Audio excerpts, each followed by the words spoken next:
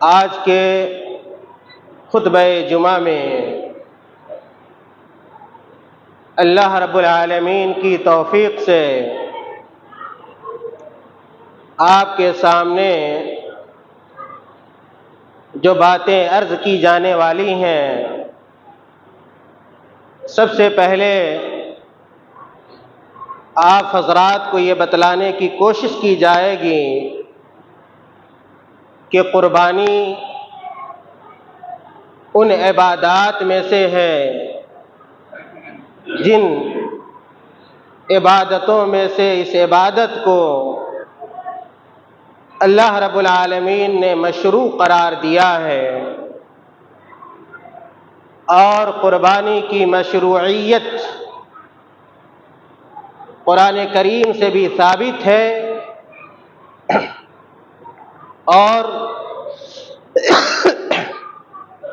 اللہ کے رسول صلی اللہ علیہ وسلم نے بھی قربانی کو مشروع قرار دیا ہے۔ قربانی کی مشروعیت کو بیان کرنے کے بعد آپ کے سامنے یہ بات عرض کی جائے گی کہ قربانی کے قبول ہونے کے چند شرائط ہیں۔ اگر وہ شرائط ہماری قربانی کے اندر پائے جائیں گے تو ہماری قربانی مقبول ہوگی اللہ رب العالمین کے نزدیک۔ اگر ان شرائط سے ہماری قربانی خالی ہوتی ہے تو ہماری قربانی اللہ رب العالمین کے ہاں مقبولیت کا درجہ نہیں پا سکتی۔ اسی طرح یہ بات بھی بیان کی جائے گی کہ جانور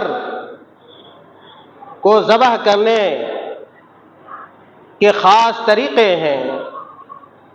اگر ان طریقوں پر ہم اپنے جانور کو ذبح کرتے ہیں یا قربانی کرتے ہیں تو وہ ہمارا ذبیحہ حلال قرار پائے گا، اور اگر ہم ان طریقوں کی مخالفت کرتے ہیں تو ہمارا وہ ذبیحہ حرام قرار پائے گا۔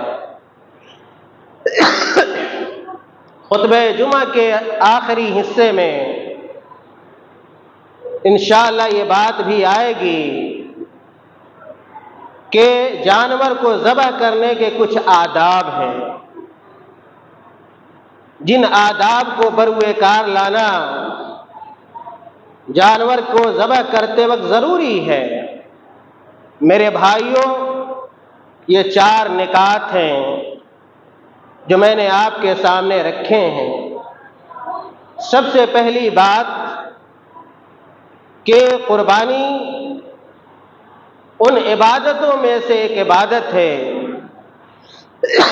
جن کو اللہ رب العالمین نے مشروع قرار دیا ہے، اور میں نے کہا کہ قربانی کی مشروعیت کی دلیلیں قرآن کے اندر بھی موجود ہیں، اور اللہ کے رسول صلی اللہ علیہ وسلم نے اپنی حدیثوں میں بھی اسے مشروع قرار دیا ہے۔ میں نے آپ حضرات کے سامنے قرآن کریم کی 2 آیتیں پڑھی ہیں۔ اللہ تعالیٰ نے قرآن کریم کے اندر ارشاد فرمایا، سورۃ الکوثر کی یہ آیت، فَصَلِّ لِرَبِّكَ وَانْحَرْ، اللہ تعالیٰ نے کہا اپنے رسول صلی اللہ علیہ وسلم کو مخاطب کرتے ہوئے، اور کہا فَصَلِّ لِرَبِّكَ، اے اللہ کے رسول صلی اللہ علیہ وسلم، آپ اپنے رب کے لیے نماز پڑھیے۔ اور اللہ کے رسول صلی اللہ علیہ وسلم کو خطاب کر کر اللہ تعالیٰ نے قیامت تک آنے والے انسانوں کے لیے، مومنوں کے لیے نماز کو واجب قرار دیا۔ فَصَلِّ لِرَبِّكَ وَانْحَرْ، اور اقامت صلاۃ کے بعد یا کہ اقامت صلاۃ کے ساتھ ساتھ اللہ تعالیٰ نے اپنے نبی اکرم صلی اللہ علیہ وسلم کو قربانی کرنے کا حکم دیا۔ اس آیت سے بھی یہ معلوم ہوتا ہے کہ جس طرح نماز پڑھنا ضروری ہے، نماز کو قائم کرنا ضروری ہے، اسی طرح قربانی کرنا بھی ضروری ہے۔ یہاں تک کہ بعض اہل علم نے اس آیت کریمہ سے استدلال کرتے ہوئے یہاں تک کہا کہ قربانی واجب ہے، اس لیے کہ اللہ تعالیٰ نے قربانی کے لیے جو صیغہ استعمال کیا وہ صیغہ امر کا، اور فقہائے کرام کا یہ قاعدہ ہے کہ جہاں بھی امر کا صیغہ آتا ہے وہ وجوب کے معنی کے اوپر دلالت کرتا ہے۔ خلاصہ یہ کہ قربانی ایک مشروع عبادت ہے اور یہ آیت اس کی دلیل ہے۔ اسی طرح میں نے آپ حضرات کے سامنے ایک دوسری آیت پڑھی، اللہ تعالیٰ نے قرآن کریم کے اندر ارشاد فرمایا اور کہا کہ قل ان صلاتی ونسکی ومحیای ومماتی للہ رب العالمین لا شریک لہ وبذلک امرت وانا اول المسلمین۔ اللہ تعالیٰ نے کہا کہ اے نبی اکرم صلی اللہ علیہ وسلم، آپ اپنی امت کو یہ بات پہنچا دیں، اپنی امت کو یہ بات بتلا دیں، قل ان صلاتی، بے شک میری نماز، قل ان صلاتی ونسکی، اور میری قربانی، ومحیای، اور میری زندگی، ومماتی، اور میری موت، للہ رب العالمین، یہ تمام چیزیں اللہ رب العالمین کے لیے ہیں، اور ان چیزوں میں کوئی بھی ساجی نہیں ہو سکتا، کوئی بھی شریک نہیں ہو سکتا۔ نماز ہم اللہ کے لیے پڑھتے ہیں، قربانی ہم اللہ کے لیے کرتے ہیں، ہماری زندگی کل کی کل اور تمام کی تمام اللہ رب العالمین کے لیے ہے۔ ہمارا سونا، ہمارا جگنا، ہمارا چلنا، ہمارا آنا جانا، جو بھی زندگی کے نشاطات ہیں، حرکات ہیں، ایک مومن کے سب اللہ کے لیے ہوتے ہیں۔ ومماتی، اور جب ایک مومن مرتا ہے، اپنی زندگی کی آخری سانس لیتا ہے تو وہ بھی اللہ کے لیے لیتا ہے، للہ رب العالمین لا شریک لہ۔ اور اللہ تعالیٰ نے کہا اے نبی اکرم صلی اللہ علیہ وسلم، آپ اپنی امت کے لوگوں کو بتلا دیجیے کہ اللہ کے علاوہ کوئی عبادت کے لائق نہیں ہے، اللہ کا کوئی شریک نہیں ہے کسی بھی معاملے میں، بذالک امرت، اور یہ بھی بتلا دیجئے کہ اللہ تعالیٰ نے ہمیں اس بات کا حکم دیا ہے،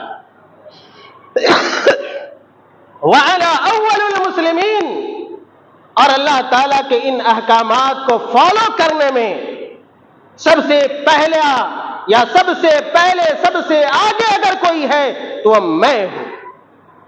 میرے بھائیوں، اس آیت کریمہ کے بیان کرنے کا مقصد یہ ہے کہ آپ کو یہ بتلایا جائے کہ قربانی ایک مشروع عمل ہے، اور یہاں بھی اس آیت میں بھی نسک کا لفظ موجود ہے جس کا معنی قربانی کے ہیں، اور بعض مفسرین نے جملہ عبادات کو نسک کے اندر شامل کیا ہے۔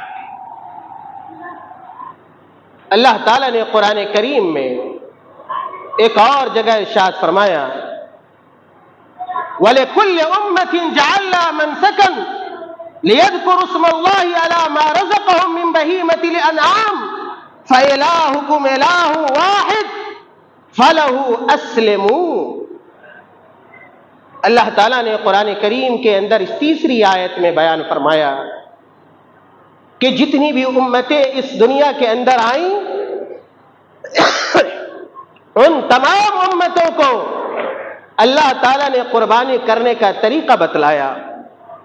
قربانی کیسے کیا جائے، قربانی کی کیا اہمیت ہے، کیا مقام ہے، کیا مرتبہ ہے، کیا فضیلت ہے، ان چیزوں سے اللہ تعالیٰ نے تمام امتوں کو آگاہ فرمایا، تاکہ اللہ تعالیٰ نے جو بہیمۃ الانعام دیے ہیں، جو چوپائے پالتو جانور دیے ہیں، ان پالتو جانور پر اللہ تعالیٰ کا نام لیا جائے۔ اور اللہ تعالیٰ نے اخیر میں کہا فَإِلَٰهُكُمْ إِلَٰهٌ وَاحِدٌ، کہ دنیا کے لوگوں سنو، تمہارا الہ صرف ایک ہے، وہ ذات جس کی عبادت کی جائے گی وہ ایک ہے، اکیلا ہے، فَلَهُ أَسْلِمُوا، اسی اکیلے رب کے لیے تم اپنے آپ کو نچھاور کر دو، اپنے آپ کو تم اس کے حوالے کر دو۔ میرے بھائیوں، ان تینوں آیتوں کا مفاد صرف یہ ہے کہ ہم یہ جان سکیں اور ہمیں یہ معلوم ہو سکے کہ قربانی جو ہم اور آپ کرتے ہیں یہ ایک ایسی عبادت ہے جس عبادت کو اللہ تعالیٰ نے مشروع قرار دیا ہے، شریعت میں اس کی دلیلیں موجود ہیں۔ اللہ کے رسول صلی اللہ علیہ وسلم کی حدیثیں بے شمار ہیں۔ میں نے ایک حدیث آپ کے سامنے پڑھی جو صحیح بخاری اور صحیح مسلم کی روایت ہے۔ حضرت انس بن مالک رضی اللہ تعالیٰ عنہ بیان فرماتے ہیں، کہتے ہیں کہ ضحى النبی صلی اللہ علیہ وسلم بکبشین املحین اقرنین ذبحهما بيده وسمى وكبر ووضع رجله على صفاحهما۔ انس بن مالک خادم رسول صلی اللہ علیہ وسلم بیان فرماتے ہیں کہ اللہ کے رسول صلی اللہ علیہ وسلم نے 2 میڑوں کی قربانی کی۔ ضحى النبی صلی اللہ علیہ وسلم بکبشین، 2 میڑوں کی قربانی کی۔ میڑوں کی صفات بیان کیے گئے ہیں کہ جن 2 میڑوں کی قربانی اللہ کے رسول صلی اللہ علیہ وسلم نے کی وہ میڑھا کیسا تھا۔ آج بھی ہم قربانی کا جانور خریدنے جاتے، بعض لوگ جو ناواقف ہوتے ہیں اور ان چیزوں سے بے خبر ہوتے ہیں، جیسا چاہتے ہیں ویسا جانور خرید کر لے آتے ہیں۔ نہیں، اگر آپ قربانی کا جانور خریدنے جا رہے ہیں تو آپ کو دیکھنا چاہیے کہ وہ جانور کیسا ہے، تندرست و توانا ہے یا نہیں، عیوب سے خالی ہے یا نہیں، بات آگے آنے والی ہے۔ میرے بھائیوں، تو اللہ کے رسول صلی اللہ علیہ وسلم نے جن 2 میڑوں کی قربانی کی، کہا کہ املحین اقرنین، یہ کبشین کی صفت ہے۔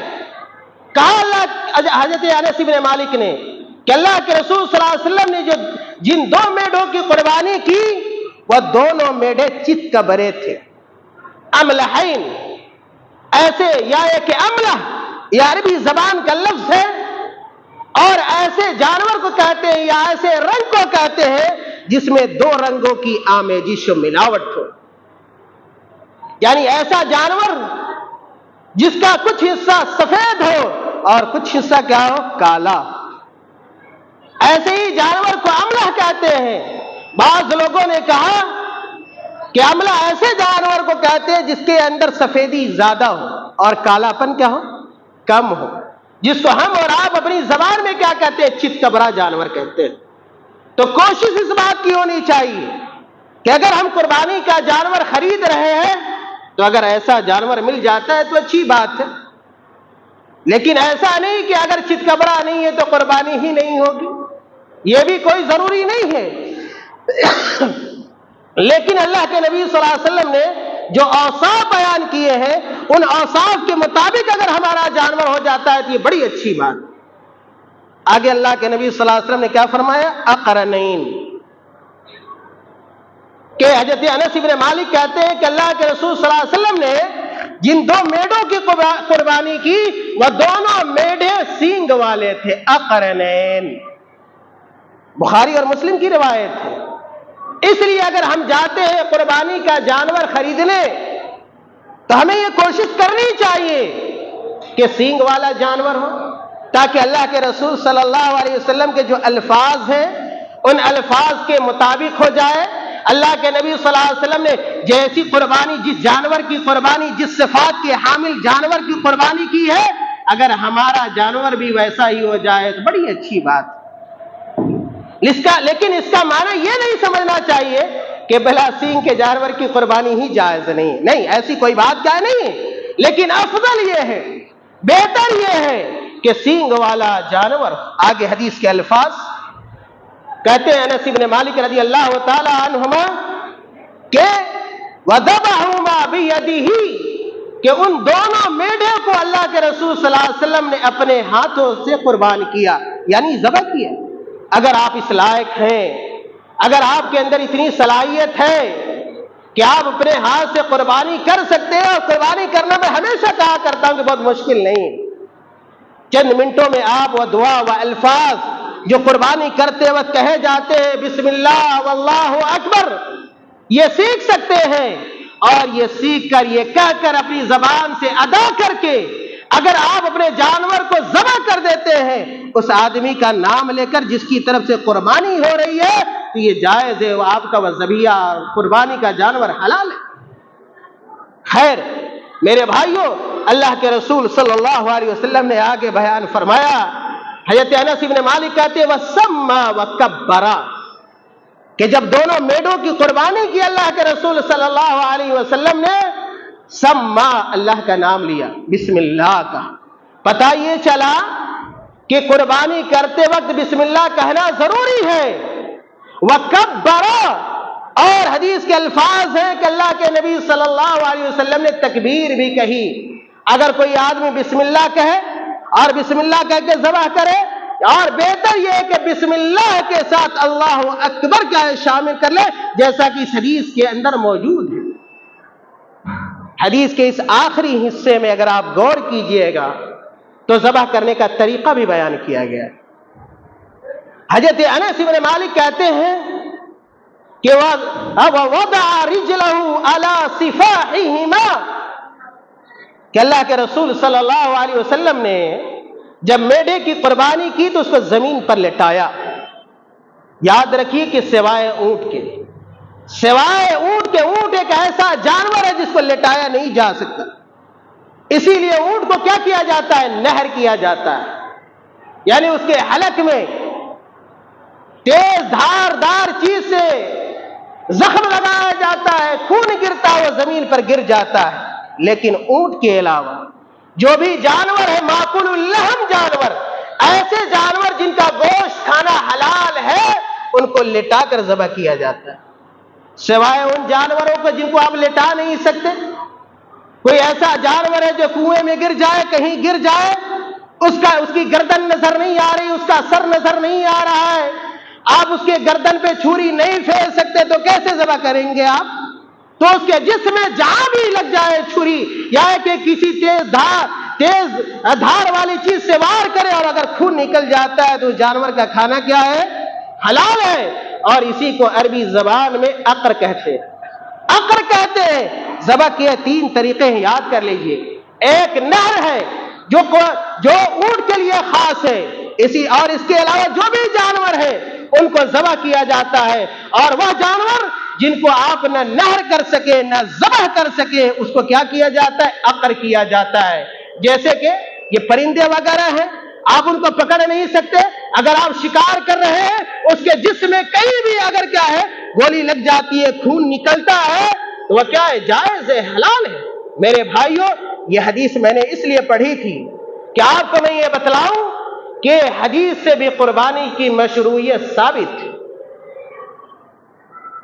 قربانی ہمارا اور آپ کا مقبول کب ہوگا؟ اللہ رب العالمین کے ہاں مقبولیت کا درجہ کب پائے گا؟ میرے بھائی، اس کے لیے 4 شرائط اہل علم نے بیان کیے، ان شرائط کو اپنے ذہن و دماغ میں رکھنا چاہیے۔ اور اپنی عملی زندگی کے اندر اتارنا چاہیے۔ قربانی کا موسم ہے، چند دنوں کے بعد یوم النحر آنے والا ہے، قربانی کا دن آنے والا ہے۔ میرے بھائیوں، قربانی کی مقبولیت کے لیے سب سے بنیادی اور پہلی شرط یہ ہے کہ ہم جس جانور کو ذبح کریں اس کا تعلق بہیمۃ الانعام سے ہونا چاہیے۔ جیسا کہ میں نے آیت پڑھی تھی آپ کے سامنے، الا ما رزقهم من بہیمۃ الانعام، کہ قربانی کے لیے اللہ تعالیٰ نے بہیمۃ الانعام کی شرط لگائی ہے، یعنی چوپائے پالتو جانور جیسے بکرا، اسی طرح بھیڑ، اسی طرح بیل، اونٹ، چاہے وہ مذکر ہو یا کہ مؤنث ہو، یہی وہ جانور ہیں جن کو آپ قربانی کر سکتے ہیں۔ اور انہی جانور کو اگر آپ قربانی کریں گے تو آپ کی قربانی مقبول ہوگی۔ کوئی وحشی جانور کو لے آئے، جنگل میں رہنے والے جانور کو لے آئے اور قربانی کے نام پر اس کو ذبح کرے تو قربانی ہوگی؟ نہیں ہوگی۔ کوئی درندہ کو پکڑ کے لے آئے اور کہے نہیں یہ بھی کیا ہے، جانور ہے، اس کو بھی ہم قربانی کے نام پر ذبح کرنا چاہتے ہیں، اس کی قربانی ہوگی؟ نہیں ہوگی۔ کیوں؟ اس لیے کہ اللہ تعالیٰ نے قربانی کے لیے بہیمۃ الانعام کی شرط عائد کی۔ دوسری شرط قربانی کی مقبولیت کے لیے ہے کہ جس جانور کو آپ قربان کر رہے ہیں، ذبح کر رہے ہیں یا قربانی کرنا چاہتے ہیں، اس قربانی کے جانور کا چند عیوب سے پاک ہونا ضروری ہے۔ حدیث میں آیا ہے، اللہ کے رسول صلی اللہ علیہ وسلم نے بیان فرمایا کہ اربع لا تجوز فی الاضاحی، اللہ کے رسول صلی اللہ علیہ وسلم نے بیان فرمایا کہ 4 طرح کے جانور کی قربانی جائز نہیں، 4 طرح کے جانوروں کی قربانی جائز نہیں ہے۔ یقیناً آپ جاننا چاہیں گے کہ وہ 4 طرح کے کون جانور ہیں جن کی قربانی ہم نہیں کر سکتے، اگر ہم کرتے بھی ہیں تو اللہ تعالیٰ کے مقبول نہیں ہوتا ہے، ہمیں اجر و ثواب نہیں ملتا ہے۔ میرے بھائیو، اللہ کے رسول صلی اللہ علیہ وسلم نے کہا سب سے پہلا وہ جانور، کہا اللہ کے رسول صلی اللہ علیہ وسلم نے، اللہ کے رسول صلی اللہ علیہ وسلم کے الفاظ کو سنیے، کہا کہ العوراء بین عورها، اللہ کے رسول صلی اللہ علیہ وسلم نے کہا کہ ایسا کانا جانور، ایسا کانا جانور جس کا کانا پن بالکل واضح ہو، دور سے پتہ چل جائے کہ یہ جانور کیا ہے، کانا ہے، صحیح سے اس جانور کو نظر کیا ہے، نہیں آ رہا ہے، تو یاد رکھیے کہ ایسے جانور کی قربانی اگر ہم اور آپ کرتے ہیں تو جائز نہیں ہے، اجر و ثواب نہیں ملتا ہے۔ اس حدیث پہ اگر آپ غور کیجئے گا تو ایک اور بات معلوم ہوگی، وہ یہ ہوگی کہ اللہ کے رسول صلی اللہ علیہ وسلم نے کہا العوراء بین عورها، ایسا کانا جانور جس کا کانا پن بالکل ظاہر ہو۔ لیکن سوال یہ ہے کہ اگر کوئی کانا جانور ہے اور اس کا کانا پن ظاہر نہیں ہے، یعنی بالکل واضح نہیں ہے، بہت ہی معمولی ہے، پتہ نہیں چل رہا ہے کہ یہ کانا بھی ہے، تو اگر کوئی بہت ہی معمولی کانا جانور ہے، اگر کوئی آدمی ذبح کرتا ہے تو کوئی حرج کی بات کیا ہے، نہیں۔ اللہ کے رسول صلی اللہ علیہ وسلم نے دوسرے طرح کے جانور کے بارے میں کہا اللہ کے رسول صلی اللہ علیہ وسلم نے المریدۃ بین مرضها، کہا اللہ کے رسول صلی اللہ علیہ وسلم نے کہ ایسا بیمار جانور جس کی بیماری بالکل کیا ہو، واضح ہو، دور سے پتہ چل جائے کہ یہ بیمار ہے، تو یاد رکھیے کہ ایسے واضح اور ظاہر بیمار جانور کی قربانی جائز نہیں ہے۔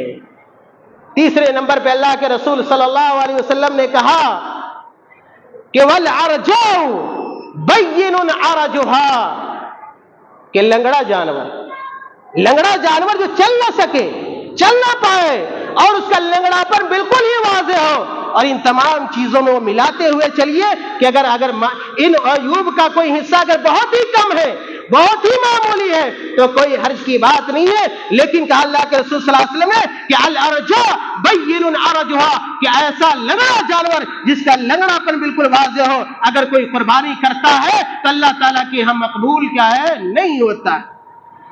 ایک اور بات آپ غور کر سکتے ہیں اس حدیث سے کہ اللہ کے رسول صلی اللہ علیہ وسلم نے کہا کہ کانا جانور جس کا کانا پر واضح ہو، لیکن کوئی کانا جانور نہیں ہے، اندھا ہے، ایک آنکھ کا کیا ہے؟ بالکل اندھا ہے، جو کانا سے بھی زیادہ بڑا عیب ہے۔ جب کانا کی قربانی نہیں ہو سکتی تو اندھے کی ہو سکتی ہے، بدرجہ اولا نہیں ہو سکتی۔ اسی طرح اگر کوئی موت کے دہانے پہ جانور کھڑا ہوا ہے، مہینوں سے بیمار چل رہا ہے، اس کی بھی قربانی نہیں ہوگی۔ اگر کوئی لنگڑا نہیں ہے بلکہ ایک پاؤں اس کا کٹا ہوا ہے، ٹوٹا ہوا ہے، اس کی قربانی ہوگی؟ نہیں ہوگی۔ آخری شرط اللہ کے نبی صلی اللہ علیہ وسلم نے جو بیان کی، کہا کہ والکثیر التی لا تنقى، کہ ایسا دبلا پتلا نحیف جانور، کمزور جانور۔ بعض لوگ ایسا نحیف لے آتے ہیں کہ دور سے اس کی ہڈی نظر آتی ہے، گوشت کا پتہ نہیں ہوتا۔ یاد رکھیے میرے بھائیوں کہ اگر ایسے جانور کی ہم قربانی کرتے ہیں تو ہماری قربانی مقبول نہیں۔ اس حدیث کے علاوہ اور بھی دیگر حدیثیں ہیں، ان حدیثوں کے اندر کلام ہے اور ضعیف حدیثیں ہیں جس میں یہ کہا گیا کہ اگر ہم قربانی کریں تو قربانی کو دیکھ لیں کہ ایسا نہ ہو کہ اس کا سینگ ٹوٹا ہوا ہو، دم کٹا ہوا ہو۔ اگر یاد رکھیے کہ ایسے جانور سے بھی اگر ہم بچ سکتے ہیں، پرہیز کر سکتے ہیں اور صحیح سالم تندرست جانور کا انتخاب کر سکتے ہیں، اور کرنا چاہیے تاکہ اللہ تعالیٰ کے ہاں ہماری قربانی کا پورا پورا اور مکمل اجر و ثواب ملے۔ میرے بھائیوں، ہمارے خطبہ جمعہ کا یہ 2 نقطہ تھا۔ میں نے 4 نقطے میں نے شروع میں عرض کیے تھے، لیکن 2 نقطے تک ہم پہنچ پائے ہیں، اور تیسرا جو نقطہ تھا وہ یہ تھا کہ ہم جانور کو ذبح کیسے کریں، جانور کو ذبح کیسے کریں۔ اور میں نے ماضی میں یہ بتلایا کہ ذبح کے 3 طریقے ہیں، نہر ہے، ذبح ہے، عقر ہے۔ لیکن یاد رکھیے 1 منٹ کا وقت لوں گا کہ اگر آپ جانور کو ذبح کر رہے ہیں تو آپ دیکھ لیجئے کہ جانور کے حلق سے متعلق 4 رگیں ہیں جن رگوں کا کٹنا ضروری ہے۔ یا تو چاروں کے چاروں کٹ جائیں، یا کہ چاروں میں سے اگر بیشتر کٹ جاتے ہیں، جیسا کہ حلقوم ہے، کہا جاتا ہے عربی میں حلقوم یعنی حلق، جہاں سے جانور یا کوئی بھی انسان سانس لیتا ہے تو اس حلق کا کٹنا۔ اسی طرح المری عربی کا لفظ ہے، یعنی وہ رگ جہاں سے جانور کھاتا اور پیتا ہے، اس کا کٹنا ضروری ہے۔ اسی طرح گردن کے ارد گرد 2 موٹی موٹی رگیں ہوتی ہیں جس کو عربی میں ودجان کہتے ہیں، ودج کہتے ہیں، اور اسی کی تسنیہ ودجان ہے۔ ان 2 رگوں کا کاٹنا یعنی 4 چیزیں، حلق کا کٹنا، مری کا کٹنا، اور اسی طرح حلق کے ارد گرد جو 2 موٹی موٹی رگیں ہوتی ہیں۔ جب آدمی غصہ ہوتا ہے، کسی سے لڑتا جھگڑتا ہے تو کیا ہوتا ہے؟ دونوں رگیں کیا ہے؟ پھول جاتی ہیں۔ اسی رگ کو یاد رکھیے عربی زبان میں ودج کہتے ہیں۔ یہ 4 چیزیں اگر جانور کو ذبح کرتے وقت کٹ جاتی ہے تو آپ سمجھیے کہ آپ کا جانور ذبح میرے بھائیو ہو گیا ہے۔ اس کے علاوہ جب ہم ذبح کریں تو ہم اپنی چھری کو تیز کر لیں، ایک جانور کو دوسرے جانور کے سامنے ذبح نہ کریں۔ اور اسی طرح متعدد کیا ہے ذبح کرنے سے متعلق آداب ہیں، انشاءاللہ کبھی ان آداب کو آپ کے سامنے ذکر کیا جائے گا۔ اللہ تعالیٰ سے دعا کریں کہ اللہ تعالیٰ ہمیں اور آپ کو نیک عمل کی توفیق عطا فرما دے۔ اللہ تعالیٰ ہمیں اور آپ کو سنت کے مطابق قربانی کرنے کی توفیق عطا فرما دے۔ اللہ تعالیٰ ہماری اور آپ کی قربانیوں کو قبول فرما لے۔ اللہ تعالیٰ ہمیں ہر قسم کے گناہوں سے، معصیت سے دور رکھے اور اجتناب کی توفیق عطا فرمائے۔ آمین۔ وآخر دعوانا الحمد للہ رب العالمین۔